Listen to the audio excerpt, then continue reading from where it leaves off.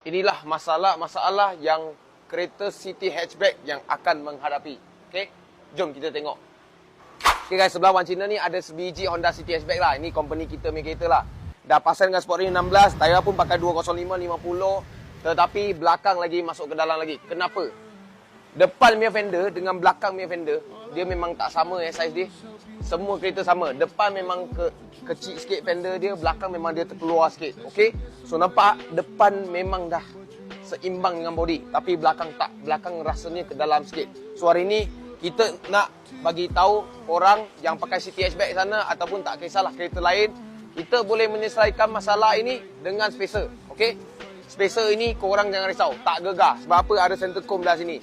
Ini spacer yang berkualiti. Cara pasang kita pun pakai cara pasang yang betul. So kita tak akan gegar. Kita tak akan gegar. Okey? Jom kita tengok sebelum dan selepas pasang hasil dia macam mana. Okey? Jom.